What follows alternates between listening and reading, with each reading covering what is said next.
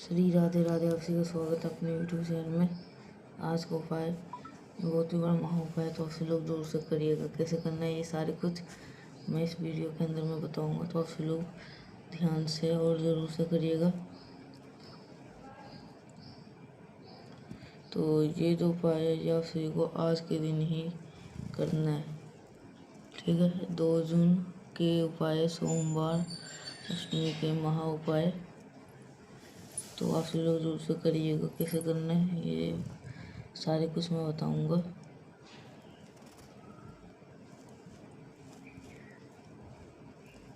तो यही सब है, ठीक है। तो आज के दिन जो ये उपाय है ये आपको कैसे करना है, कहाँ पे करना है, और ये जो सूर्य डूबने के बाद आपको ये दीपक जलाना है, मतलब शाम के समय ही ये दीपक जलाना है।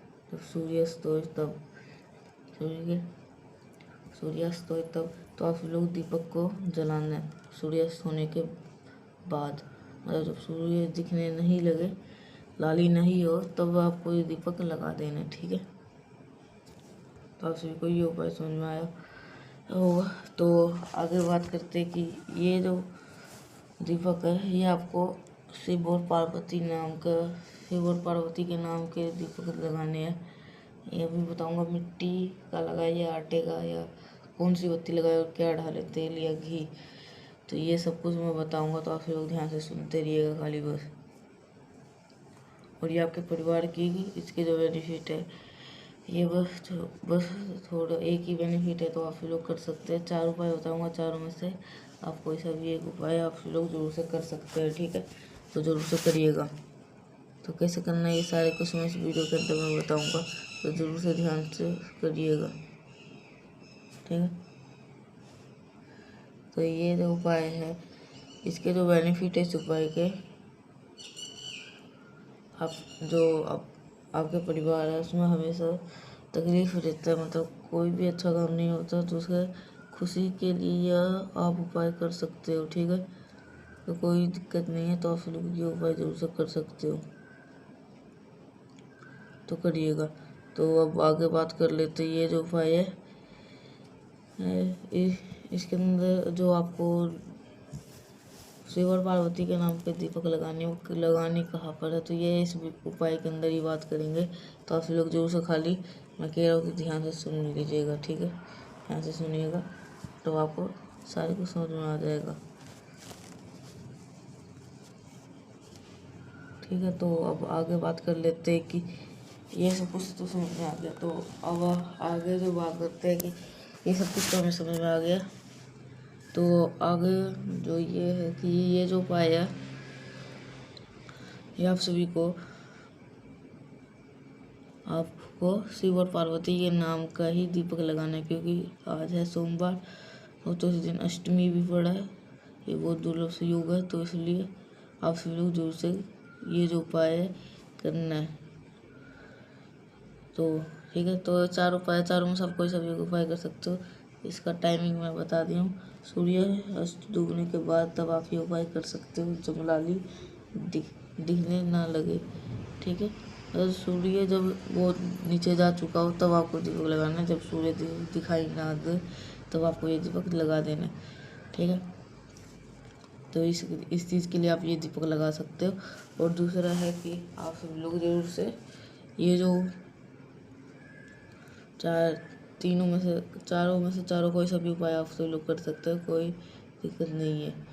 तो अब बात कर लेते हैं कि ये तो समझ में आ गया। तो अब आगे बात करते हैं कि अगर आपको ये उपाय समझ में आता है तो ठीक है, अगर नहीं आता है दोबारा से, ठीक है, समझिएगा। अगर इसके बाद भी नहीं आता तो नीचे को समय आप लोग जरूर से पूछ सकते हैं, ठीक, कोई दिक्कत नहीं है, आपसे लोग जरूर से पूछ सकते हैं, ठीक है। तो ज़रूर से आप सभी लोग पूछिएगा।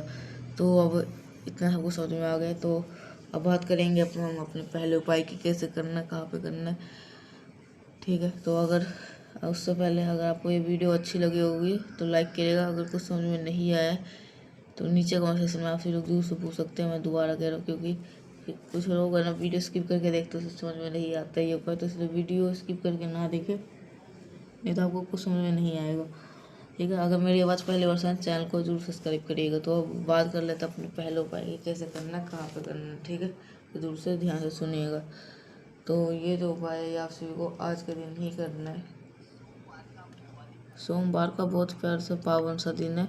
और एक बताऊँ, आज रात 7:30 बजे से सोमवार की अष्टमी लग जा रही है।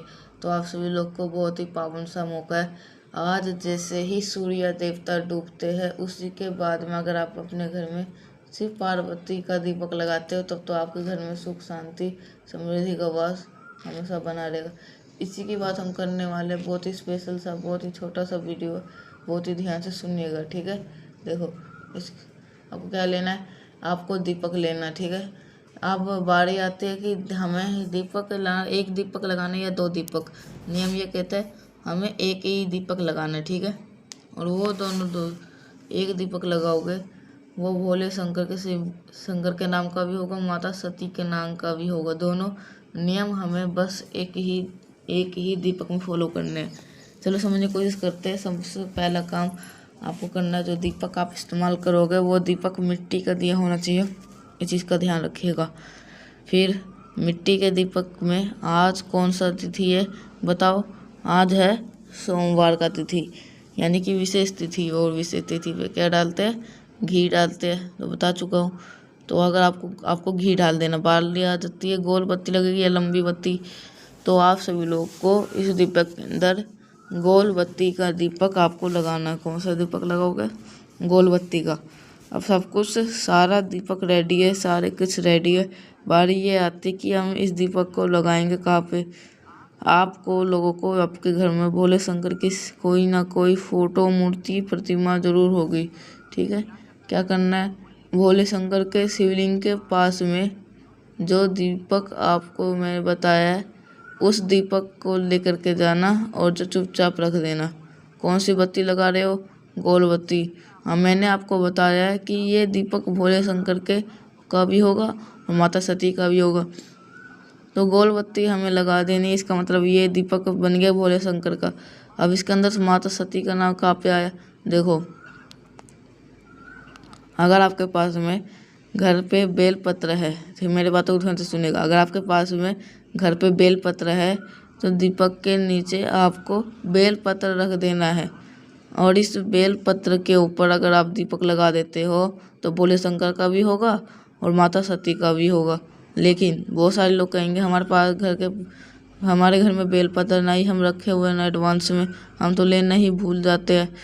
तो अगर आपके पास में बेलपत्र नहीं है तो आप चावल के कुछ दाने को माता सती का स्मरण करते हुए दीपक के नीचे रखेंगे। ठीक है, इतनी बातें क्लियर हुई। अब जब दीपक जलाओगे, प्रज्वलित करोगे, तो भोले शंकर के से यही विनती करेंगे, हे शिव शंभु, हमारे घर में, हमारे परिवार में इस तरह से समस्या चल रही है, इस प्रकार से प्रॉब्लम चल रही है, तो आप हमारे घर परिवार से इन सभी चीज़ों के प्रकार से सुख शांति एवं समृद्धि का वास हमेशा बना रहे, यही मेरी कामना है। ऐसे आप अपने अकॉर्डिंग प्रार्थना कर सकते हो, प्रार्थना कर लेना और फिर वहाँ से हट जाना। जब दीपक ठंडा हो जाए, बुझ जाए, बेलपत्र रखा हो तो बेलपत्र, चावल का दाना रखा हो तो चावल का दाना, इसी वृक्ष के नीचे जो भी आपके पास में हो, कोई सा भी पेड़, वहाँ पे अगर आपको ले जा करके रख देते हैं तो इससे जो फैमिली में, परिवार में कभी संकट नहीं आते और परिवार हमेशा खुश रहता है। तो पहला उपाय आपको समझ में आ गया। आगे आज करने वाले 2 बहुत छोटे से उपाय और प्यारे उपाय की बात करने वाले। ये उपाय होगा किसी भी प्रकार की कष्ट को दूर करने के लिए। देखो, एक चीज़ का ध्यान रखिएगा, जब हम लोग को कष्ट आते हैं ना तो पता नहीं चलते कि वो कष्ट किस कारण से आ रहे, पितृदोष की वजह से आ रहे, घर में किसी कलेश की वजह से हो रहा है, या घर में किसी ने कुछ करा दिया हो उसकी वजह से आ रहे। घर में कष्ट किसी भी रूप में हो रहा है ना, तो आपको क्या करना है, आपको ऐसे तांबे का लोटा ले लेना, तांबे उसके अंदर जल भर देना। ध्यान रखिएगा, हम विशेष तिथि पे उपाय कर रहे हैं तो जल के अंदर क्या भरे रहे? गंगा जल। इतनी बातें क्लियर हुई। अब इस जल के अंदर अगर आप चावल का एक दाना डाल देते हो तो इससे जो बहुत सुंदर प्रभाव पड़ेगा आपके जीवन में पड़ेगा। सिर्फ चावल का एक दाना, बहुत ज़्यादा नहीं डालना। ठीक है, नियम क्या कहता है, हम ये उपाय जब सोमवार के दिन कर रहे हैं तो अपने घर के कष्टों के दूर भगाने के लिए कर रहे हैं, तो कहाँ पे जाना है, जहाँ पर आपने अपने घर पे पीले का पानी रखते हो, मटका रखते हो, परिंदा हो, आरू लगा हो, उस स्थान पे जाना और उस लोटे को, उस कलश को वहाँ पे रख देना। बहुत देर तक नहीं रखना, सिर्फ और सिर्फ 5 से 10 मिनट तक रखेंगे, ठीक है। विनती करेंगे, प्रार्थना करेंगे हमारे घर में जो भी समस्या है, हमारे जो भी गलती हम क्षमा करें, ऐसा प्रार्थना करके पूरे घर में घूम लेना।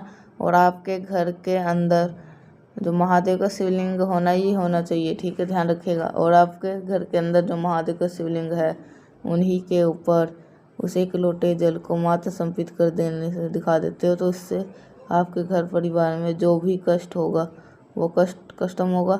बट अगर जाने अनजाने में आपको घर में किसी को भी वजह से पितृदोष लग चुका है, उस पितृदोष से आपका हमेशा के लिए ख़त्म हो जाएगा, ठीक है। तो इससे आसान उपाय कोई हो ही नहीं सकता, तो करिएगा ज़रूर, ठीक है। 2 उपाय आपको समझ में आ गया है। आगे बढ़ते से वीडियो को हम लोग तीसरे उपाय की तरफ, तीसरी से पर छोटी सी बहुत छः, ठीक है। तो आप सभी को जो होता है, आप सभी लोग ये उपाय जरूर से करिएगा। अगर आपको कुछ समझ नहीं आए तो नीचे कमेंट सेक्शन में आप सभी लोग जरूर से पूछ सकते हैं, ठीक है, तो ज़रूर से पूछिएगा। तो अब बात कर लेते हैं कि तीसरा उपाय कैसे करना है। हम करने वाले अपने घर के किसी भी प्रकार से कलेश को दूर करने का ये उपाय है, ठीक है। जो कलेश होता है क्या, सभी घरों में होता है, ठीक है, थोड़ा बहुत तो सभी घर में होता है। जहाँ पर 4 बर्तन होंगे ना, आपस में खटकेंगे, थोड़ा बहुत होता है। बट बहुत सारी ऐसी फैमिली, बहुत ऐसे परिवार है जहाँ पर घर में पूरा सुख शांति ही छीनी हुई है। तो आप इस उपाय को करेंगे। इसके लिए क्या करना है, आपको शहद लेना है। बहुत ज़्यादा नहीं लेने की ज़रूरत है, थोड़ा सा शहद लीजिएगा। शहद लेने के बाद में आपको ठीक है, आपको लेना है काला तिल। अब घर के सभी लोग तो गुस्सा करते नहीं होंगे, कोई भी ऐसा इंसान होगा जो आपको परेशान करते रहता है। जितनी भी उस व्यक्ति की उम्र है ना, उसके उम्र के बराबर काला तिल लेना है। मतलब उसकी उम्र 10 साल है तो काले तिल भी 10 साल का।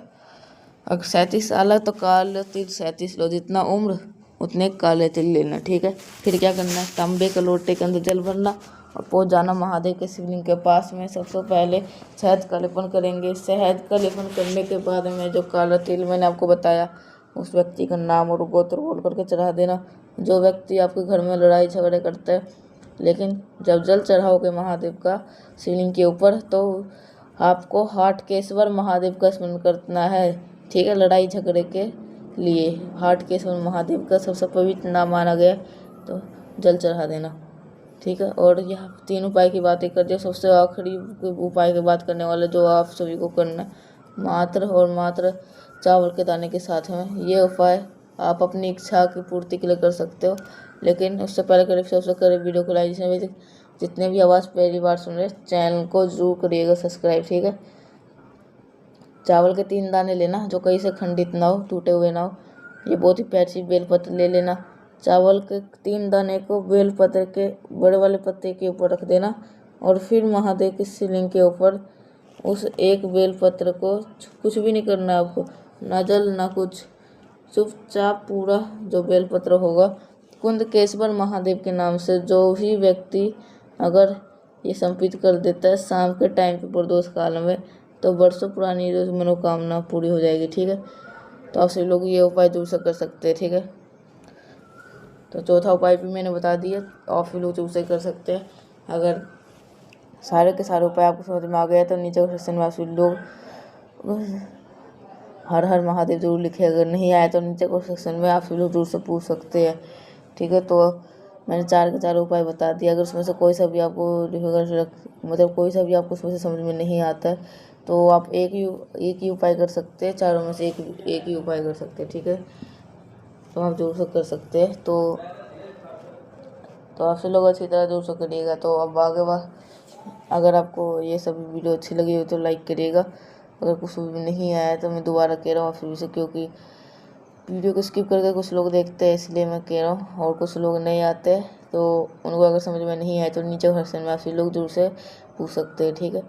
तो अगर आपको वीडियो पसंद आए तो लाइक करिएगा, कुछ समझ में नहीं आया तो नीचे कमेंट सेक्शन में आप लोग दूसरे पूछ सकते हैं। मेरे बात पहली बार सुनने चैनल को जरूर सब्सक्राइब करिएगा। मिलते हैं नेक्स्ट उपाय के साथ, तब तक के लिए आप सभी को श्री राधे राधे।